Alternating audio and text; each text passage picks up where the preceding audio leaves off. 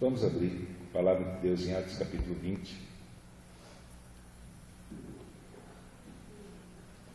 Esperamos que até a última semana de dezembro venhamos terminar a exposição do livro de Atos dos Apóstolos, como também esperamos que até o último domingo do ano consigamos terminar a nossa exposição do Evangelho de João, a fim de podermos, ano que vem, começarmos a estudar outras passagens, outros livros das Escrituras que venham trazer edificação para nós.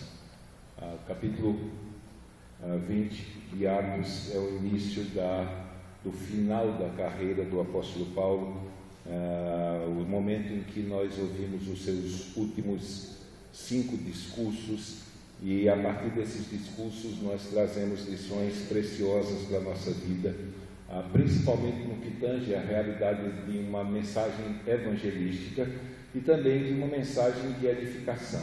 Na verdade, nós temos diante de nós, capítulo 20, o único sermão de Paulo dirigido a crentes. Todos os demais sermões registrados no livro de Atos dos Apóstolos são sermões dirigidos a uma comunidade de crentes, quer seja de judeus, quer seja de gentios, no caso mais específico ali, os gregos e os romanos. Então, nesse sentido, a ênfase do livro de Atos dos Apóstolos, no que diz respeito à mensagem, ela é tipicamente evangelística, à exceção desse sermão que começamos a estudar a semana passada e possivelmente o terminaremos a semana que vem. Hoje nós queremos ler do versículo 25 ao versículo 31. Semana passada terminamos a exposição no versículo 24. Então hoje nós queremos dar continuidade à exposição. Atos capítulo 20, versículo 25. Está escrito: E agora, na verdade, sei que todos vós, por quem passei pregando o reino de Deus, não vereis mais o meu rosto. Portanto, no dia de hoje vos protesto que estou limpo do sangue de todos, porque nunca deixei de vos anunciar todo o conselho de Deus. Olhai, pois, por vós e por todo o rebanho, sobre que o Espírito Santo vos constituiu bispos, para apacentardes a igreja de Deus, que ele resgatou com o seu próprio sangue. Porque eu sei isto, que depois da minha partida entrarão no meio de vós lobos cruéis, que não pouparão rebanho, e que de entre vós mesmo se levantarão homens que falarão coisas perversas para atraírem os discípulos após si.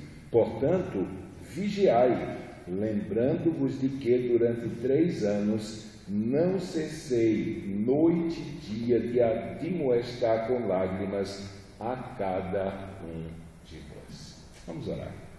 Pai amado, nós mais uma vez estamos reunidos diante de Ti, ó Deus, e mais uma vez clamamos que o Teu Santo Espírito venha nos ajudar, Senhor, que o Teu Santo Espírito seja conosco, Senhor, e que Ele venha nos ajudar a compreender, Senhor, ó Deus, os princípios que podem servir, Senhor, de orientação para a nossa vida, Senhor, como Teu povo, Senhor, como Tua comunidade, como Tua igreja, Senhor, e que com poder Ele venha aplicar esses princípios ao nosso coração, a fim de que haja esperança, Senhor, ó Deus, de termos e vermos a nossa vida transformada, porque não há capacidade ou poder ou habilidade em nós que possa nos conduzir a isso, mas o Senhor é aquele que enviou o Teu Santo Espírito para habitar em nós, Senhor, não apenas estar conosco, mas habitar dentro de nós, a fim de nos ajudar nas nossas fraquezas, a fim de nos transformar dia a dia, Senhor, fazendo com que de glória em glória a imagem do Teu Filho seja refletida em nós.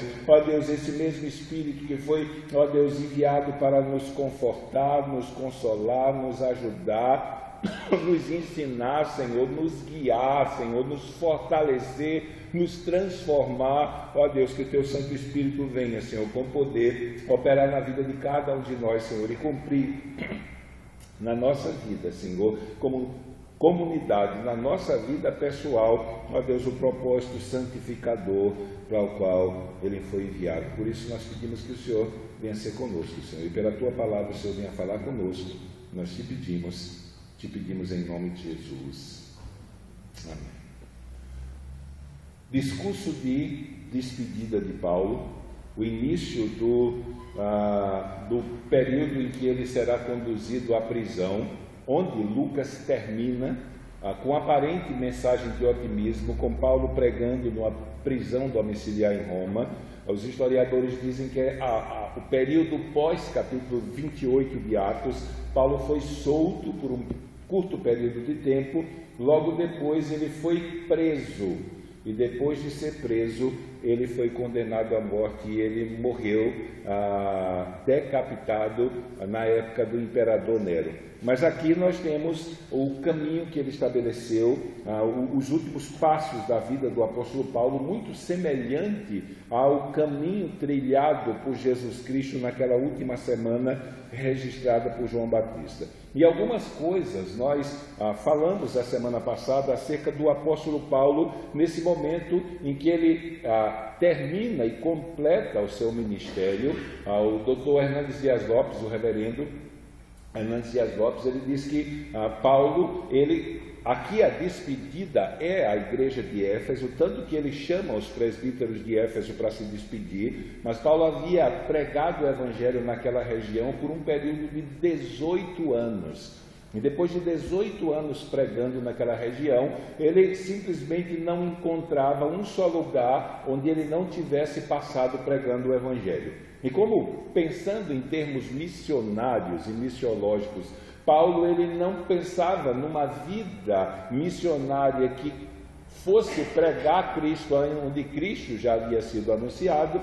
Então Paulo olha para o lugar mais distante e ele diz: eu quero ir para a Espanha pregar o Evangelho. E agora ele começa essa caminhada rumo à Espanha, querendo antes disso passar por Roma. E se você ler a epístola do apóstolo Paulo aos Romanos, nós terminamos a leitura essa semana de Romanos, entramos em 1 Coríntios, e Paulo diz que ele gostaria, isso nas minhas palavras, de estabelecer na igreja de Roma uma base através do qual ele pudesse ser enviado à Espanha.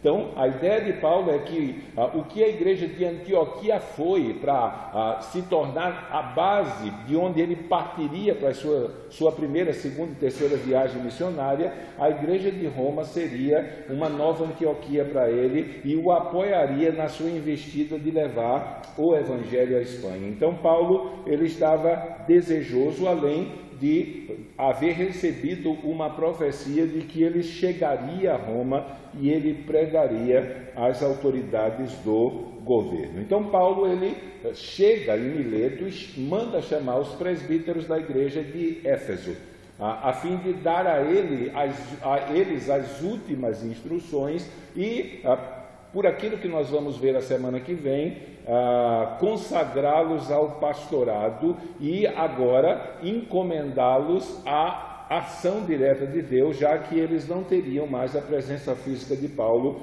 guiando deles. Então Paulo chama esses presbíteros de Éfeso a Mileto e ele discursa para esses presbíteros, e o seu discurso pode ser dividido basicamente em 3 partes, né?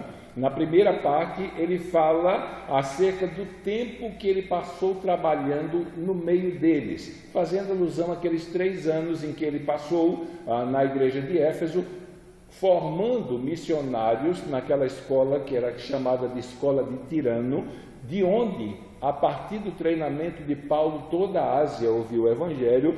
Paulo também pregava o Evangelho no sentido de evangelizar, e ele executava os cultos público e de casa em casa. Então, nos 3 anos, Paulo foi alguém que se devotou ao trabalho do Senhor e ao anúncio do Evangelho. E uma coisa, Paulo deixa claro: ele não foi politicamente correto. Ele não permitiu que a situação, as circunstâncias e as pressões determinassem aquilo que ele iria pregar. Ele pregou e chamou ao arrependimento e à fé tanto judeus como a gentios. Paulo foi alguém que pregou sobre o pecado, sobre a culpa do pecado, sobre a condenação do pecado, mas também juntamente com a condenação do pecado, ele pregou sobre a salvação que Deus oferecia a todo aquele que, arrependido e crendo, se voltasse para o Salvador.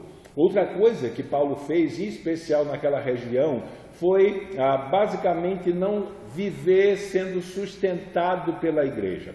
Paulo não tinha nenhum problema com relação a isso. Na sua epístola aos Coríntios, ele afirma que aquele que prega o Evangelho, que sobreviva do Evangelho, e exorta os cristãos de Corinto a abençoar com bênçãos materiais aqueles que eles eram abençoados com bênçãos espirituais. Então, nesse sentido, quando ele escreve para Timóteo, ele vai dizer que digno de maiores honorários são, falando da responsabilidade da comunidade em sustentar aqueles que se devotam ao ensino e ao governo da igreja. Então, nesse sentido, não havia nenhum problema na cabeça de Paulo com relação a uma igreja local sustentar aquele que trabalhava efetivamente no ministério.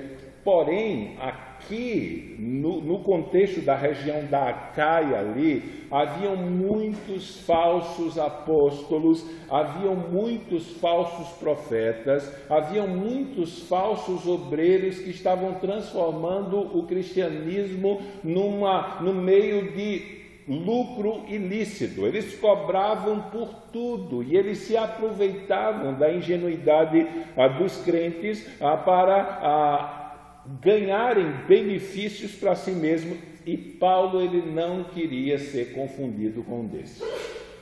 Então Paulo se recusava a ser confundido com um, entre aspas, obreiro fraudulento que usava a fé cristã para benefício e enriquecimento próprio.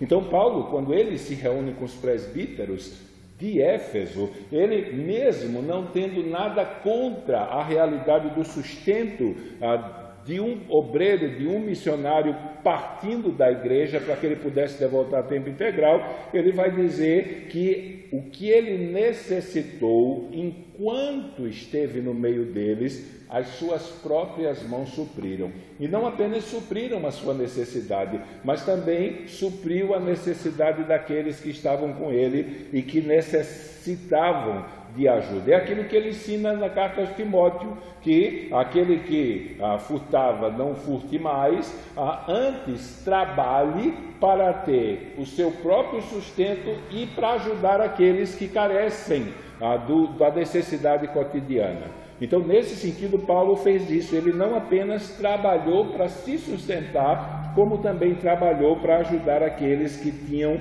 necessidades. Então, ele literalmente foi um obreiro, mesmo se devotando ao trabalho da igreja, um obreiro que não dependia da igreja, e ele era muito generoso para com aquilo que ele ganhava. Terceira coisa é a maneira como Paulo estava preparado para enfrentar o futuro.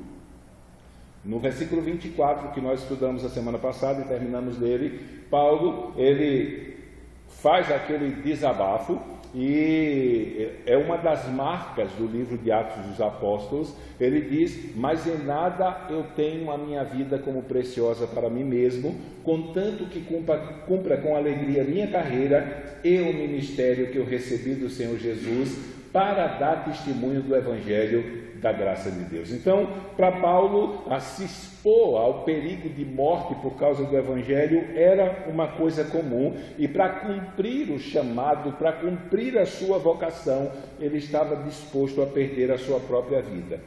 Ele vai dizer no versículo 21 e 22, ou 21 ao 23, que a única coisa que ele sabia nessa sua ida para Jerusalém é o que o Espírito Santo lhe revelava, que de cidade em cidade esperava ele cadeias e tribulações. Então Paulo sabia que a sua viagem para Jerusalém não seria uma viagem fácil, seria uma viagem difícil, seria uma viagem problemática e, em certo sentido, seria uma viagem sofrida, mas ainda assim ele estava disposto a exercer o seu ministério, e se tivesse que sofrer, e se tivesse que morrer, sofreria e morreria com alegria. E uma das coisas que ele deixa claro é que ele estava pronto para isso, porque ele estava sendo levado pelo Espírito Santo a isso. Ele estava sendo conduzido pelo Espírito Santo a Jerusalém. E o Espírito Santo estava avisando que o caminho seria difícil, o caminho seria sofrido, o caminho seria perigoso, o caminho seria cheio de problemas. E aqui se levanta uma máxima bíblica que infelizmente tem sido rejeitada pela igreja nos nossos dias. Nós ouvimos muito por aí aquele slogan que se você for fiel a Deus, você não vai sofrer. E na verdade não é isso que as Escrituras ensinam. A Escritura ensina que aquele que quiser viver de maneira mais piedosa, ele padecerá perseguição. Sofrimento aqui nessa vida é uma coisa natural para a vida de todo aquele que quer servir a Deus. Então Paulo está se despedindo dos irmãos. Chegou a hora daquela separação física e definitiva. Ele está se separando dos irmãos de maneira definitiva, e é aqui que nós começamos hoje, quando Paulo ele está fazendo o seu segundo discurso no meio desse grande sermão que ele prega. Versículo 25 ele vai dizer: e agora na verdade eu sei. E ele vai repetir essa expressão outras vezes nesse discurso. Paulo tinha uma consciência e um conhecimento claro acerca de toda a realidade do seu trabalho ministerial, e não apenas acerca daquilo que o esperava ou daquilo que o aguardava, mas também dos perigos que a igreja iria passar a partir do momento em que ele se ausentasse.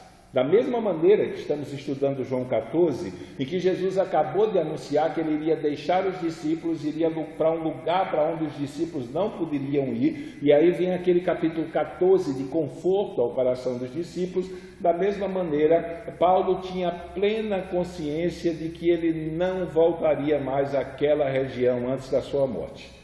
Ele não tinha uma consciência clara se em Jerusalém ele iria morrer. Possivelmente ele deveria saber que não, pelo fato de ele haver recebido uma profecia de que ele iria para Roma.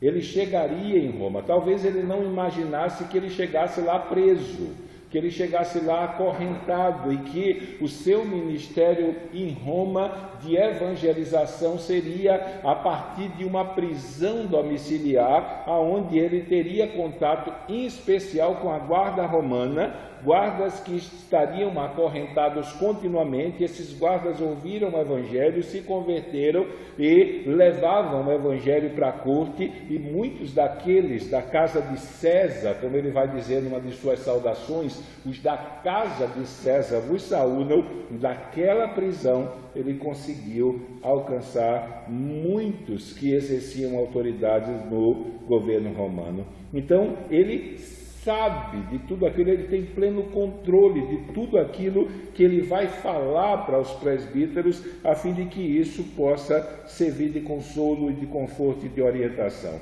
Então ele vai fazer alusão a esse período que ele passou com ele. Ele vai dizer: e agora na verdade eu sei que todos vós, por quem passei pregando o reino de Deus, não vereis mais o meu rosto. Então, o anúncio da chegada do reino de Deus, e isso vem desde João Batista, com a sua primeira pregação, chamando os homens ao arrependimento. A promessa era que o reino de Deus está próximo, ou dependendo da tradução que você tomar por base, o reino de Deus é chegado. Mas a pregação de João Batista e a pregação do próprio Jesus Cristo fazia alusão à realidade do governo presente de Deus no meio dos homens, e que agora está ao alcance dos pecadores. Isso é uma coisa que aqueles que não foram alcançados e convencidos pelo Espírito Santo ainda têm dificuldade até hoje de entender. Principalmente quando nós afirmamos que é possível um pecador, uma pessoa humana normal, poder viver nessa vida não com a esperança de que ele habitará com Deus na eternidade e estará com seu Salvador na eternidade, mas com a certeza disso.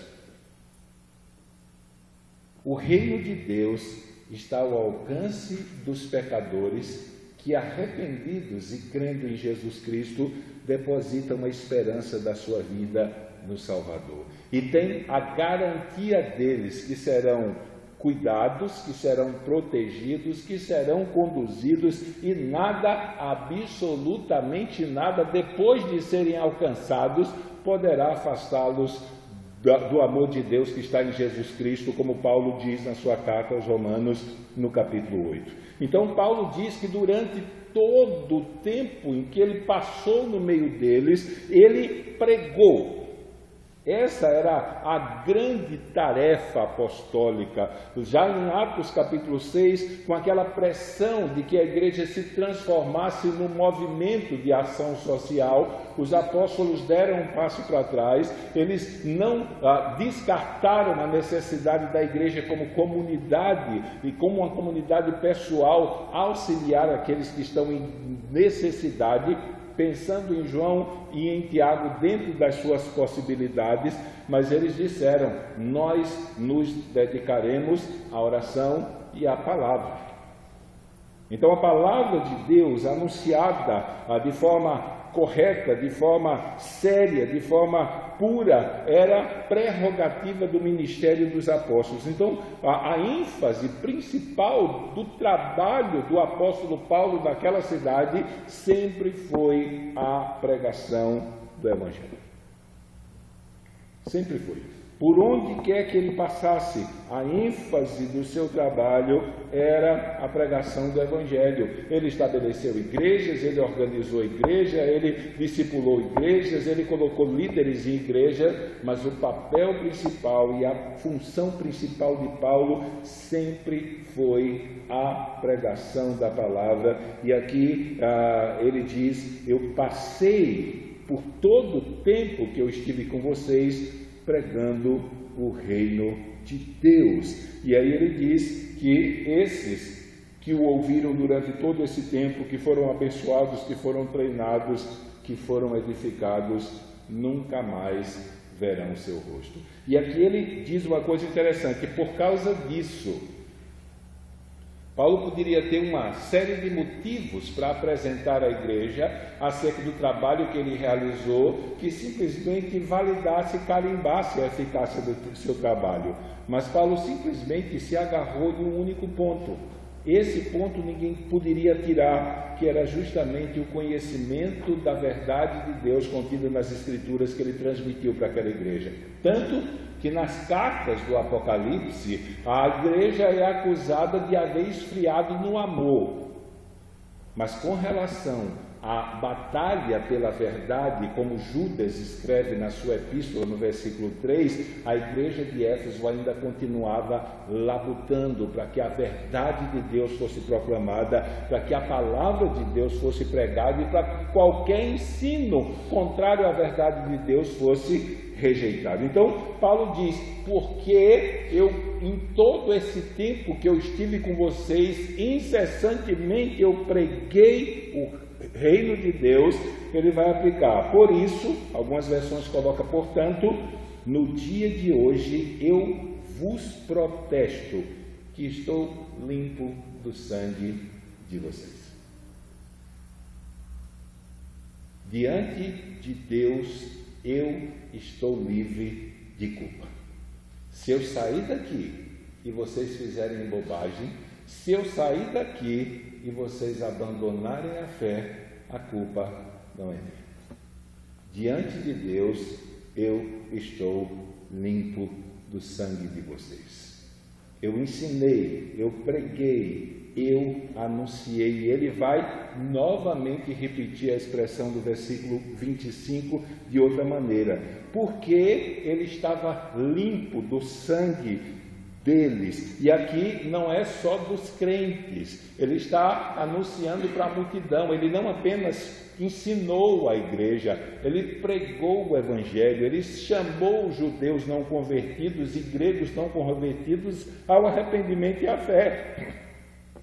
Então ele tinha plena consciência de que tanto do sangue dos judeus, como dos gentios, como dos irmãos, como da liderança, ele estava limpo diante de Deus. E ele vai dizer no versículo 27, porque eu nunca deixei de vos anunciar todo o conselho de Deus. Então, tudo aquilo que foi trazido por Jesus Cristo e revelado por Jesus Cristo acerca do seu sacrifício que possibilitaria a pecadores a salvação das suas vidas, e não apenas a salvação, mas a transformação das suas vidas como comunidade cristã, Paulo diz que ele nunca deixou de anunciar a eles. E aqui uma palavra, uma expressão, duas expressões que nós ouvimos muito nesse período de 500 anos da Reforma Protestante. Paulo deixa claro aqui, ele nunca deixou de anunciar para eles o sola Escritura e o tota Escritura. Porque não adianta só anunciar somente as Escrituras, mas temos que ensinar tudo aquilo que as Escrituras ensinam. Talvez por problema de tempo, isso não será totalmente possível, mas o máximo que pudermos ensinar das Escrituras Sagradas trará um grande proveito. Então, nós como pregadores, nós como líderes, nós como pastores, no último dia, ao prestarmos conta do nosso serviço realizado diante da Igreja de Deus, é em função daquilo que ensinamos que nós teremos um julgamento mais exigente. E Tiago diz isso no capítulo 3 da sua epístola, que aqueles que querem ser mestre sofrerão maior juízo. Aqueles que têm a responsabilidade de ensinar a igreja, esses terão um juízo mais severo no último dia. O seu julgamento será mais intenso, será mais pesado, será mais cobrado. Mas Paulo aqui, ele tinha a sua consciência limpa para aquilo que ele foi chamado a fazer, para ser um pregador do Evangelho, um pregador do Reino de Deus, um pregador da Palavra de Deus. Então ele tinha plena consciência que ele fez o melhor que ele pôde, o máximo que ele podia, para que a igreja de Éfeso fosse edificada. Eu me lembro que uma vez uma pessoa chegou para mim e disse: pastor, o senhor vai ter que se enterrar aqui em Santa Rosa, porque vai que o senhor sai daqui e vem um pastor meio destrambelhado doutrinariamente e o povo acredita nele, o senhor é culpado. Eu disse: eu não.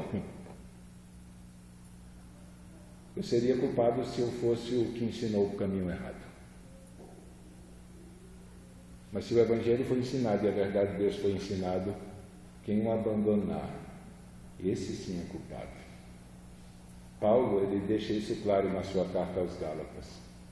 Ele pregou na Galácia, fundou a igreja da Galácia, discipulou os irmãos da Galácia, falou sobre o Evangelho da graça de Cristo, da obra de justificação que Cristo realizou para todo pecador que crê, a ter seus pecados perdoados, purificados e receber a vida eterna. E simplesmente Paulo sai, vem os falsos, pregam outro evangelho diferente, e os irmãos da igreja abandonaram o que Paulo havia ensinado para seguir outro evangelho. Ele estava pasmo. Eu estou admirado como tão depressa vocês deixaram a graça de Cristo para correr atrás de outro evangelho. Vocês abandonaram a Cristo para seguir um inimigo de Cristo. É isso que ele vai dizer no decorrer do seu sermão. Então Paulo simplesmente ele tinha plena consciência da função que a palavra de Deus tem no aspecto da salvação e no aspecto da edificação e da transformação do povo de Deus. Então muita coisa pode ficar para trás, muita coisa pode ficar ainda imperfeita, mas a pregação de todo o desígnio de Deus, da palavra de Deus, deve ser o fim maior do ministério de qualquer um que seja posto diante de um rebanho de Deus para guiá-lo, para edificá-lo, né? Na verdade, nós não guiamos as pessoas, nós anunciamos a palavra de Deus que guia as pessoas, que faz com que as pessoas cresçam, que faz com que as pessoas amadureçam. É pelo conhecimento dessa palavra que a igreja é transformada, é edificada, é fortalecida, firmada no seu caminho. Só que, em meio à comunidade da igreja, daqueles que foram salvos pela obra de Cristo, existem aqueles que, amando a palavra de Deus, se devotam mais ao seu aprendizado e aí crescem, e existem aqueles que vão passar a vida inteira dentro da igreja achando que não precisam conhecer coisa nenhuma, a não ser que Cristo morreu para salvar e aí está tudo bem. Esse tipo de comunidade estará o tempo todo à mercê de serem enganados por falsos ensinos, como o escritor aos Hebreus diz em 5:11 em diante do livro aos Hebreus, quando ele diz que tinha que ensinar sobre a relação de Cristo e Melquisedeque, mas porque um grupo de irmãos haviam sido negligentes no aprendizado da palavra de Deus com maior profundidade, era necessário que, mesmo eles já tendo tempo na igreja de estarem pregando e ensinando para os que estavam entrando na igreja agora, era necessário que eles voltassem para a classe de discipulado para aprender o beabá da fé cristã. No versículo 14 ele vai dizer, ele teve que alimentar esses irmãos com leite e ainda dando leite para eles, porque eles não conseguiam comer alimento sólido. Mas ele vai dizer no versículo 14 que o alimento sólido é aqueles que, pelo costume ou exercício do aprendizado contínuo, estavam agora aptos para discernir o bem e o mal, o certo e o errado. Então, é pela palavra de Deus, é pelo conhecimento da palavra de Deus. O conhecimento da palavra de Deus é o instrumento que o Espírito Santo usa para salvar e é o instrumento que o Espírito Santo usa para afirmar os pés, é o instrumento que o Espírito Santo usa para amadurecer o cristão, a fim de que ele cada dia esteja mais apto a dar testemunho da sua fé àqueles que lhe perguntam.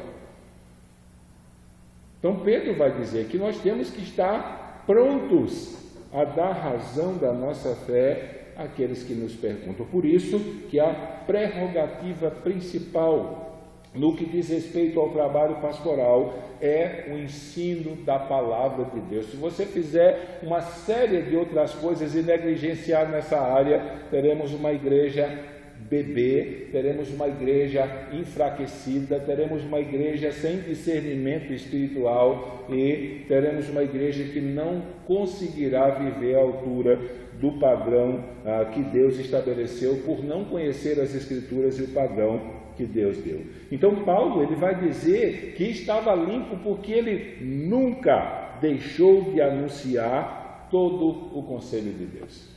Hoje é comum nós vermos igrejas que têm visão. A nossa visão é família, a nossa visão é juventude, a nossa visão é sei lá mais o que, é louvor, a nossa visão é outra coisa. E isso é complicado à luz do que Paulo fala aqui. Porque nós não fomos chamados para escolher a parte ou a porção ou o assunto das Escrituras que mais nos interessam. Mas nós fomos chamados para ensinar para o povo de Deus todo o conselho de Deus. Em função disso, o tipo e o estilo de pregação mais aplicado, pelo menos da época da reforma para cá, é a pregação expositiva. A pregação expositiva não lhe permite escolher o que você quer pregar. Você toma as Escrituras como base e sair expondo as Escrituras livro por livro, buscando nas Escrituras aquilo que o escritor, inspirado pelo Espírito Santo, tinha intenção de dizer, e aquilo que o escritor, inspirado pelo Espírito, queria dizer, é isso que você transmite. Então você se força a dizer aquilo que o texto que você vai pregar quer dizer, e não ficar escolhendo qual é o seu tema predileto, qual é a sua passagem predileta, colocando de lado aquelas passagens que lhe incomodam, e à medida que você vai expondo livro por livro, passagem por passagem, capítulo por capítulo, você está ensinando à igreja todo o desígnio de Deus. E Paulo agora, a partir do versículo 28, ele vai dizer por que ele está apresentando a sua vida como referência. Ele espera que os presbíteros de Éfeso, eles tenham o seu trabalho, enquanto esteve com ele, como uma referência do exercício do trabalho pastoral. Ele vai dizer: olhai, pois, por vós e por todo o rebanho sobre o que o Espírito Santo vos constituiu bispos, para apacentardes a igreja de Deus que ele resgatou com o seu próprio sangue. Ele usou uma figura de Ezequiel quando falou do sangue que estava limpo. Ezequiel por 2 vezes usa essa figura no seu livro, no livro do profeta Ezequiel, fazendo alusão àquele atalaia que era colocado numa torre na entrada de uma cidade, e ele ficava de vigia, e sempre que algum perigo surgisse por força das constantes guerras e dos constantes inimigos que se levantavam naquela época, então quando o sentinela ele via o inimigo vir, ele tocava a trombeta avisando aos das cidades que havia um perigo iminente, para que eles se preparassem para a batalha, e aqueles que não participariam da batalha pudessem ir para algum abrigo, algum refúgio, onde eles pudessem estar protegidos em meio a todo o conflito que iria ter naquele momento. Então, se o atalaia tocasse a buzina e o povo da cidade não ligasse, e o inimigo entrasse na cidade e muitas pessoas morressem, o atalaia estava livre, ele não era culpado do sangue da morte daquelas pessoas. Se ele não avisasse e o inimigo chegasse, ele era culpado do sangue de cada um que ele veria de perder sua vida. Mas como ele avisou do perigo, então ele estava limpo. Então Paulo faz alusão a isso.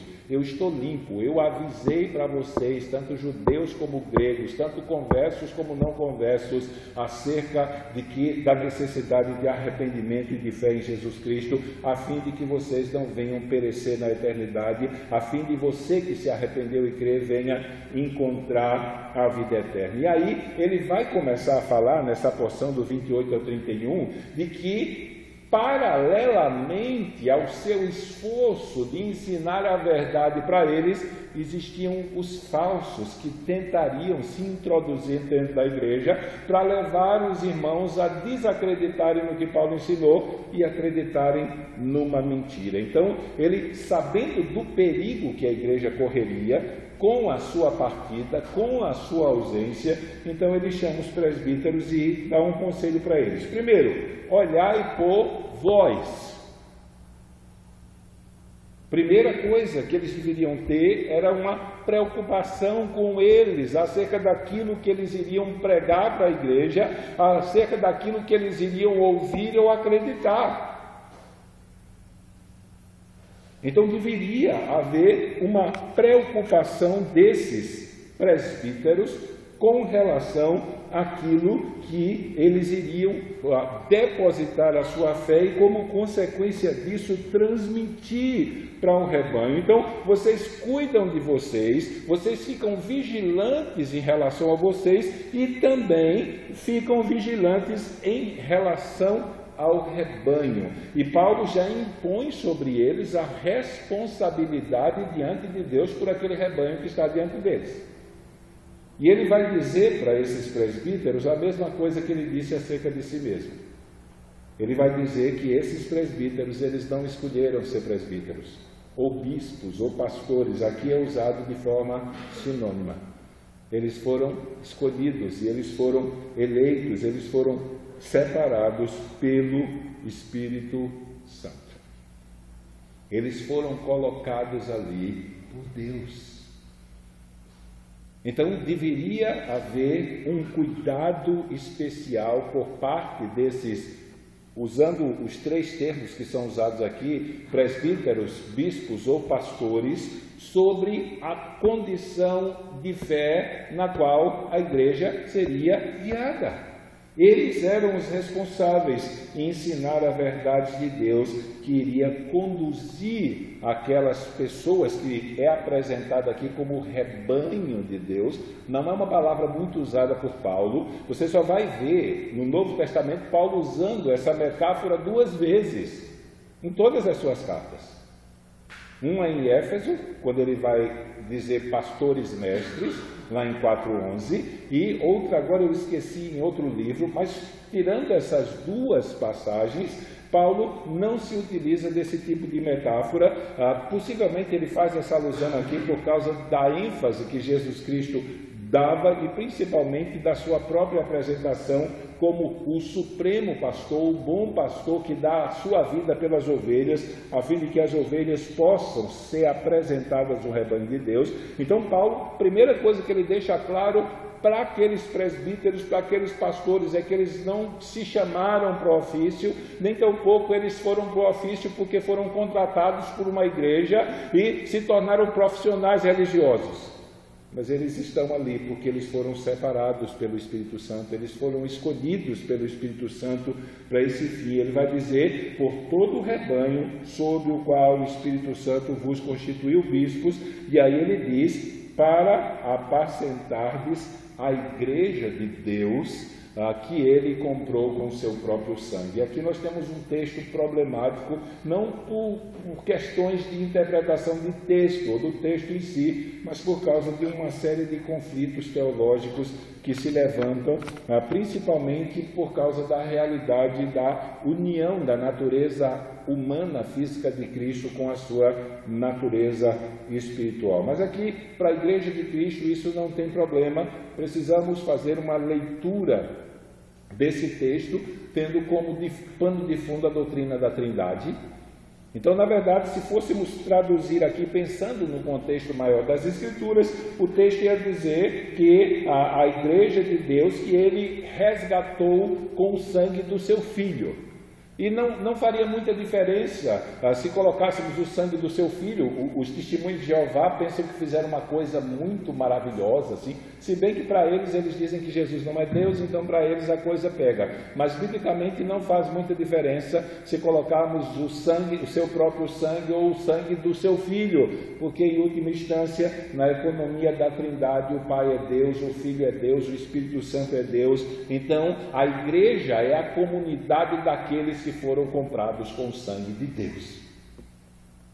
A igreja não é a comunidade daqueles que escolheram ser igreja, ou que decidiram pelo seu livre-arbítrio ser igreja, pela sua própria vontade ou pela sua sabedoria. Nós somos igreja e fazemos parte da igreja porque um dia o Filho de Deus foi lá e nos resgatou com o seu próprio sangue derramado naquela cruz.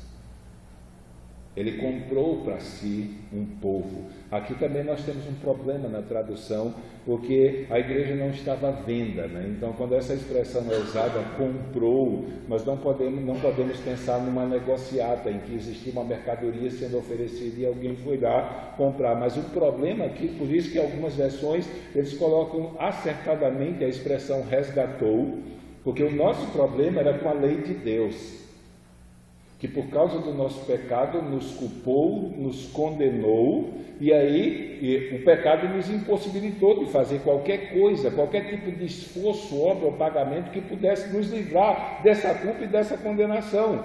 Então o que Deus fez foi pegar essa nossa culpa e pegar esse nosso castigo e enviar seu Filho, fazer ele assumir uma natureza humana para se tornar semelhante a nós, e na cruz do Calvário ele pega a culpa e o castigo dos nossos pecados e lança sobre o seu Filho, para que eu e você pudéssemos ser resgatados desse triste estado e agora pudéssemos viver na esperança de vida e vida eterna. Então a igreja é a comunidade daqueles que foram comprados. Só vai ouvir a voz do Evangelho quem foi comprado. Nós temos que pregar, porque a pregação do Evangelho é a voz do supremo pastor, do bom pastor, chamando as suas ovelhas que estão fora do aprisco. Mas só vai ouvir quem é ovelha. Só vai ouvir quem foi comprado. E nesse sentido, isso não deve servir de desestímulo para a nossa pregação, deve servir de estímulo, porque nós sabemos que a nossa pregação não será vã. As ovelhas estão lá. Nós não estamos fazendo uma aposta, nós estamos fazendo um chamado. Nós estamos sendo cooperadores com Jesus Cristo, sendo a sua boca para chamar as ovelhas que ainda estão fora do aprisco, para que elas possam acertar a porta de entrada. Então, a preocupação, o peso maior que Paulo coloca sobre os presbíteros é a necessidade deles continuarem pregando todo o desígnio de Deus para o rebanho de Deus. Porque só conhecendo todo o desígnio de Deus é que esse rebanho estará blindado para aqueles que virão com o evangelho falso. É para aqueles que tentarão se infiltrar dentro da igreja disseminando ensinos falsos. Ele vai dizer aqui no versículo 29, então ele diz, vocês devem estar atentos, é exemplo daquele atalaia que vigia e presta atenção para que o perigo não consiga adentrar as portas do arraial. O mesmo trabalho é o trabalho que os pastores devem exercer, não permitindo que os ensinos errados venham contaminar a fé daqueles que estão caminhando rumo à glória, caminhando junto ao seu encontro com o Senhor. Então ele diz, vocês devem vigiar por vocês e devem vigiar pelo rebanho. Ele vai dizer no verso 29, porque eu sei isto. Eu acho interessante que ele vai repetindo isso, ele não está chutando assim, ele não está dando uma previsão de mãe de Ná. Ele tem plena consciência dos perigos que a igreja irá se expor, principalmente depois que a figura do apóstolo sair do meio dela. Que eu diga, das 7 igrejas do Apocalipse, só 2 continuavam firmes. 5 haviam se contaminado. 5, de alguma maneira, haviam sido afetadas na sua condição espiritual. Então, esse perigo que ele vai anunciar aqui, ainda que ele tenha anunciado, rondou e atingiu muitas igrejas naquela região. E ele vai dizer que eles deveriam olhar por eles e por todo o rebanho de Deus, porque eu sei isto, que depois da minha partida entrarão no meio de vós todos, de vós, lobos cruéis, que não pouparão o rebanho, e que entre vós mesmos se levantarão homens que falarão coisas perversas, para atraírem os discípulos após si. Então, a primeira coisa que ele deixa claro é o perigo daqueles, os lobos aqui são uma metáfora que identifica os falsos mestres, os falsos pregadores, aqueles que continuamente pregam heresias, e o ataque deles é diretamente à igreja com o propósito de desviar pessoas da fé. Esse é o maior problema que nós enfrentamos hoje com divisão de igrejas. É o maior problema que nós enfrentamos. Infelizmente, falsos mestres conseguem contaminar crentes que desprezaram o conhecimento das Escrituras e conseguem arrebanhá-los e torná-los escravos do seu bel prazer. O perigo continua rondando hoje, e hoje com mais facilidade. Como eu sempre digo, alguns anos atrás, a parte do advento da internet e a parte do advento dos programas gospel televisivos, para que um herege conseguisse contaminar o rebanho, eu tinha que convidar ele para o púlpito para pregar. Agora não. Os irmãos escutam tudo, acessam tudo, tem plena liberdade, vai na internet, o cara promete que tem um assunto fora do comum, ou como é usado o nome, sobrenatural, e aí o povo vai lá escutar, e infelizmente, às vezes, pelo seu desperdício de vida cristã, não devotando ela para conhecer as Escrituras, ele se torna um alvo fácil desses falsos mestres, desses falsos ensinos. E uma das coisas básicas que um falso mestre, um falso pregador, um falso pastor, é que ele não estimula o seu rebanho à leitura e ao aprendizado das Escrituras. não estimula de maneira nenhuma ao crescimento no conhecimento do rebanho, porque se o rebanho se torna ignorante acerca das Escrituras, ele é conduzido para onde aquele falso líder quer. Então, nesse sentido, Paulo pede aos presbíteros de Éfeso que não caiam nisso, mas olhem para o exemplo dele, como ele se deixou gastar no ensinamento e na pregação do Reino de Deus, para que a igreja fosse fortalecida, e continuassem a fazer isso a fim de blindar a igreja de Éfeso contra esses falsos que queriam entrar. E esse foi um elogio que Jesus Cristo fez para eles.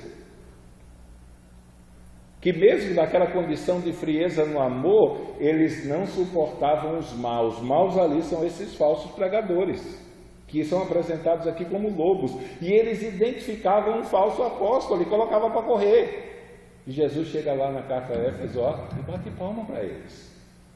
Mas se a igreja não se devotasse ao estudo, não escutasse os conselhos que Paulo havia dado, ela estaria à mercê de ser conduzida pelos falsos ensinos, como várias das outras o foram.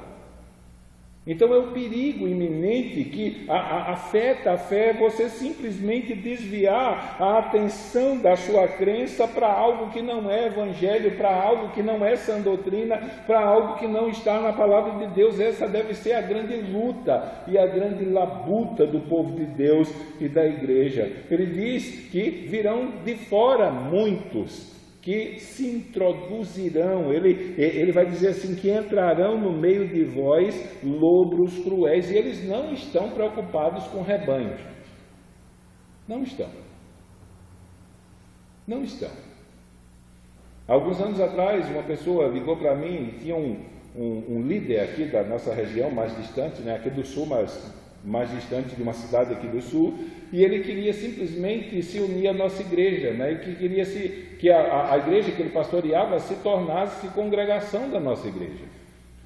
E eu peguei para a pessoa e disse para a pessoa, ele estava querendo vir trazer a congregação, os irmãos juntos, só que ele não era pastor de uma igreja dessa neopentecostal da vida, ele era um pastor de uma igreja histórica, bem conceituada, firme doutrinariamente. Mas por seus problemas pessoais com a liderança da denominação, ele queria sair e arrastar o rebanho junto. Ele disse, olha, se você quiser vir sozinho, a gente pode conversar. Mas o rebanho não tem culpa dos seus desentendimentos pessoais com a liderança. E ele não veio. Então, simplesmente, eles não pensam na saúde do rebanho, não pensam no rebanho. Principalmente que divisão de igreja é uma coisa complicada, porque deixa uma marca que possivelmente o tempo não vai sarar mais. É igual uma pessoa que se separa, que é casado e se separa porque simplesmente, de alguma maneira, o relacionamento não está de acordo com o que ele esperava. E aí o que é que acontece? Essa pessoa não vai ficar sozinha, ele vai arrumar outro. E quando o relacionamento, o outro, não estiver de acordo, ele vai se separar de novo e vai arrumar outro. Então isso acontece com uma pessoa que rompe com a comunidade, porque de alguma maneira a comunidade não se encaixa com as suas expectativas, e para onde quer que ele vá, todas as vezes que ele discordar de alguma coisa, ele casca fora. E vai passar a vida inteira como aquele que acabou, o pula-pula do Brasil Telecom, Você paga um mês e não paga outro. Então, qualquer problema, ele vai ficar a vida toda pulando de igreja em igreja, sem se firmar em lugar nenhum, porque ele não está preocupado com a sua vida espiritual, não está preocupado com a verdade de Deus, não está preocupado com a glória de Deus, ele está apenas preocupado com a satisfação dos desejos e anseios produzidos pelo seu próprio ventre, como Paulo diz. Então é complicado aqui. Paulo já deixou claro para os presbíteros, olha, vocês estão frios. Vocês caíram numa fria. E foram chamados para caminhar num caminho gelado. Só que existe um remédio para isso. Apesar dos maus virem, e não estarem interessados na saúde do rebanho. É complicado esse negócio de divisão. Eu admito que por questões de convicção de fé, questões doutrinárias, Uma pessoa, ela se desestimula a participar de uma comunidade e vai procurar uma comunidade que se encaixe. Mas se você é líder, não arraste o rebanho junto, por causa de questões pessoais. Então ele vai dizer que não apenas de fora, como também do meio deles. E é por isso que ele diz para eles que eles têm que se cuidar e vigiar também. Pastor não está isento de se contaminar com erro. Líder não está isento de se contaminar com erro. A mídia demonstra isso. Líderes que há alguns anos atrás nós dizíamos para os irmãos: olha, vai ter um congresso com fulano, pode ir. Hoje em dia nós dizemos: pelo amor de Deus, não escuta a TV, não fica curioso para escutar na internet, e se vir pregar por aqui faz desconto que nem viu o anúncio. Líderes que eram centrados na fé, e hoje em dia nós não temos coragem de deixá-los dar uma saudação no culto, para não termos o trabalho de passar um ano no culto de doutrina consertando os erros que ele falou numa breve saudação. Então Paulo já alertou lá. Ele avisou os presbíteros: cuide de vocês. Alguns anos atrás, eu disse já uma vez aqui, uma ou duas vezes, que quando eu estava fazendo mestrado na outra vez, uma pessoa chegou para mim e disse: mas pastor, o senhor se esforçando tanto, teve que viajar, passar uma semana fora, tendo que se afadigar lendo esse livro tudo por causa da gente, o senhor não precisa fazer isso. E eu olhei para a pessoa e disse: eu não estou fazendo isso por causa de vocês, eu estou fazendo isso por minha causa, e vocês vão ser abençoados de tabela, porque Paulo disse que eu tenho que cuidar de mim. E ele não diz isso só aqui não, na carta de Timóteo, ele diz: cuida de ti mesmo e da doutrina. Nem Timóteo escapou disso aqui. Então é necessário que a gente esteja pronto para ensinar um rebanho, para que o rebanho esteja blindado, porque não apenas de fora, mas no próprio meio do povo de Deus. É por isso que ocorrem divisões.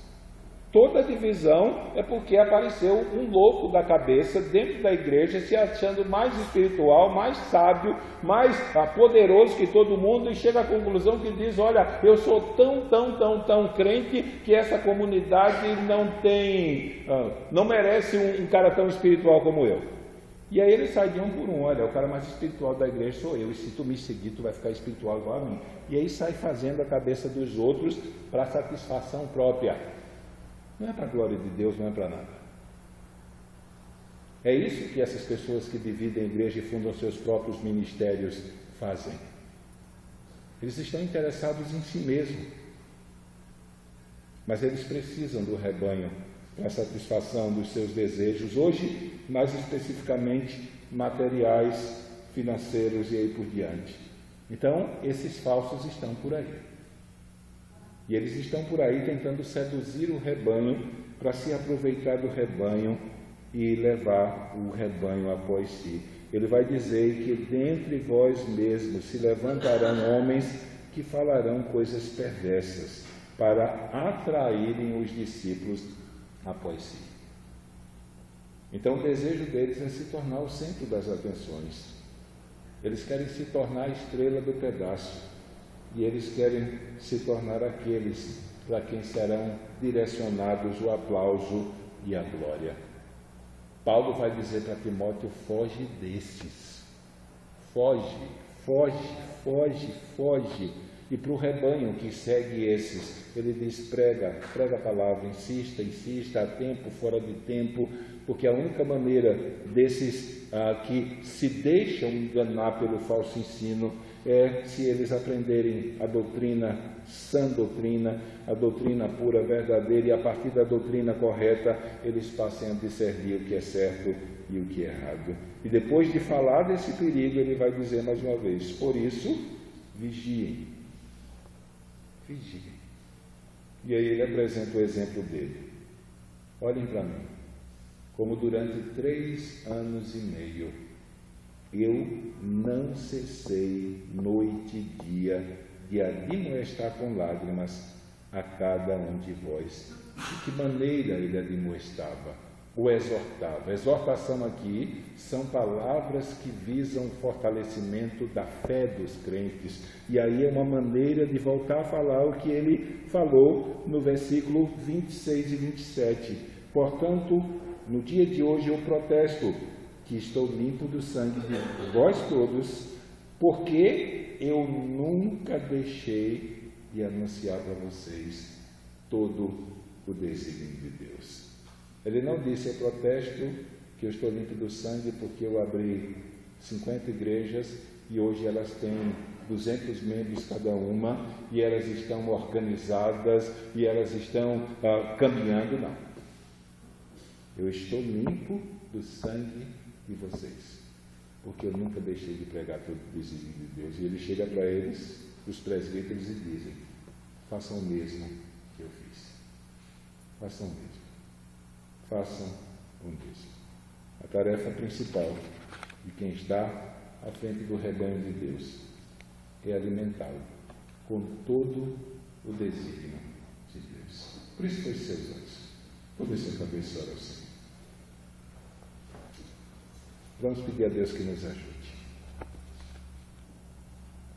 Pensando no escritor aos Hebreus, capítulo 5, verso 14, que nós sejamos parte daqueles que, em razão do costume, têm as suas faculdades exercidas para discernir o bem do mal. Que nós não façamos parte daqueles que tiveram a oportunidade de aprender e negligenciaram e consideraram o aprendizado como algo sem valor. Porque esses fazem parte daqueles que correm o risco de, enganados por falsos ensinos, abandonar o caminho. Mas que nós façamos parte daqueles que Paulo cita em 6,9, apesar de ter falado de alguns que estavam se tornando alvos de serem arrastados por falsos ensinos, ele diz: mas acerca de vós, ó amados, eu tenho coisas melhores, eu penso em coisas melhores e coisas concernentes à salvação. Que essa seja a nossa postura, que essa seja a palavra que seja aplicada à minha vida e à sua vida. Por isso vamos orar. Pai amado, nós queremos colocar a nossa vida diante de Ti, pedir a Tua ajuda, Senhor, que venhamos nos devotar, Senhor, ao aprendizado da Tua palavra, a pregação de todo o desígnio de Deus, a pregação do Teu reino, Senhor, a pregação do Teu evangelho, ó Deus, que chama os homens ao arrependimento e à fé. Por isso pedimos que o Senhor nos ajude a permanecer firmes, Senhor, porque olhamos para trás, confirmando aquilo que Paulo diz, enxergamos tanto, Senhor, que ficaram para trás. Tantos líderes, Senhor, que até anos atrás, ó Deus, eram equilibrados em relação à sua doutrina, mas se perderam no caminho. Tantos jovens alunos, Senhor, que anos atrás, Senhor, estavam firmes na verdade e hoje simplesmente se deixaram enredar por falsos mestres, por falsos profetas, por falsos pregadores, e nos nossos dias, Senhor, por essa enxurrada de falsos apóstolos que estão, ó Deus, simplesmente contaminando a Tua igreja com mentiras, Senhor, com ensinos errados, Senhor, levando o rebanho a segui-los simplesmente para a sua própria glória e para a satisfação do seu bel prazer. Por isso, nos ajuda, Senhor, a continuar pregando a palavra, insistindo a tempo e a fora de tempo, a fim de que pela pregação da Tua palavra muitos possam se tornar livres da condenação eterna por crerem no Evangelho, Senhor, e arrependidos e tendo fé em Cristo sejam trazidos por Teu aprisco, e outros, Senhor, que por falta de conhecimento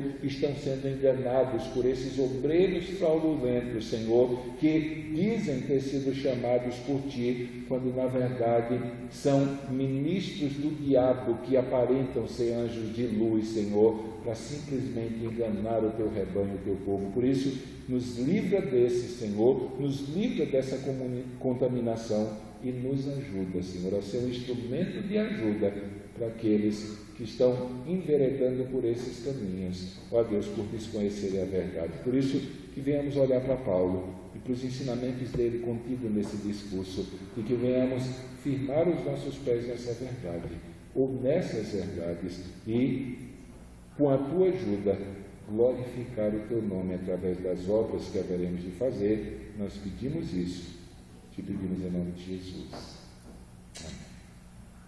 Amém. Amém?